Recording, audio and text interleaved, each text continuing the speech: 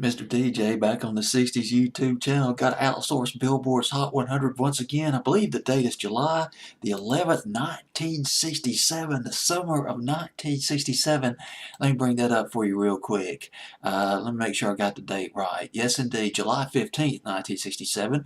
Some of the big hits that you might remember: White Rabbit by Jefferson Airplane, Janice Ian, Society's Child. Baby, I've been thinking that was a powerful song by her. She had only two real big hit records, Janice Ian, and about 8 years later she came out with I'm 17, Let's Live for Today by the Grassroots at number 16. That's down from number 8.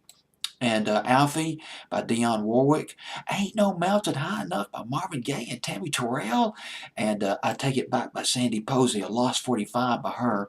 But let's go all the way down to this song made top 30. Not real obscure, but obscure comparatively speaking.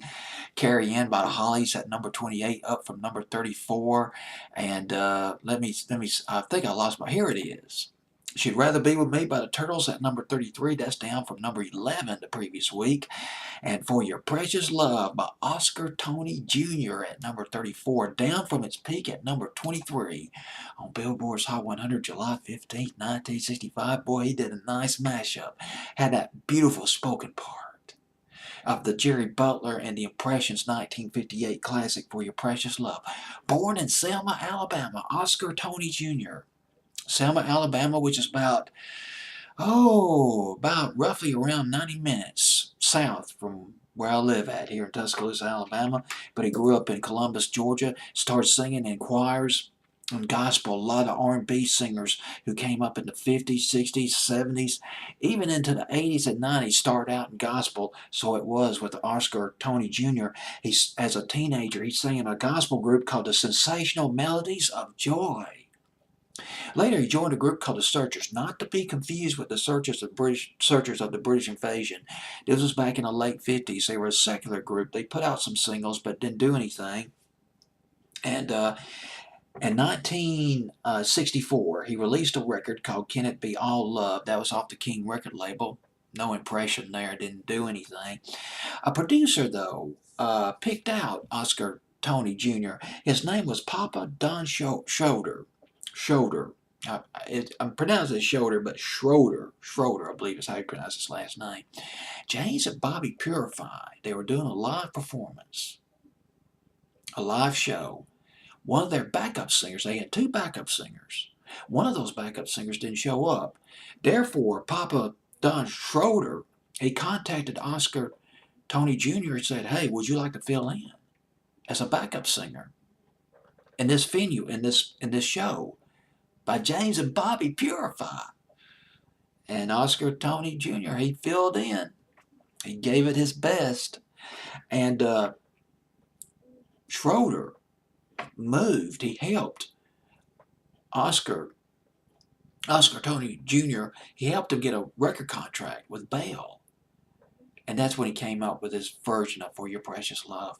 Guess who produced that song? You won't believe it. Chips Moman. You do research on music of the 60s and to some extent the 70s. You are going to run the Chips Moman name like you wouldn't believe. Chips Moman, he was a producer at Stax Records in the 60s. He was probably a producer at Stax Records when he recorded this song with Oscar Toney Jr. And later I always forget the name of the studio, American Sound Studios. Boy, he made it really big at American Sound Studios. Chips Moman, big producer. He produced Suspicious Minds by Elvis. He produced Cry Like a Baby by the Box Tops. And later he moved to Nashville. In the 70s, he moved to Nashville. And he co-wrote the song Looking by Texas by Waylon Jennings. And Chips Moman produced Willie Nelson's version of Always on My Mind. This big producer.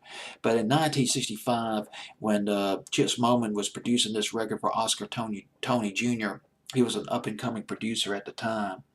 Anyway, let's go to the chart statistics on this song. He had about 4 singles that charted. Oscar Toney Jr., or Toney, I'm just going to pronounce it as Toney Jr., Lost 45. It peaked at number 23. It was on Billboard's Hot 100 for 9 weeks. Oscar Toney Jr. Fantastic remake For Your Precious Love, a Lost 45 from Billboard's Hot 100 of July 15th, 1967.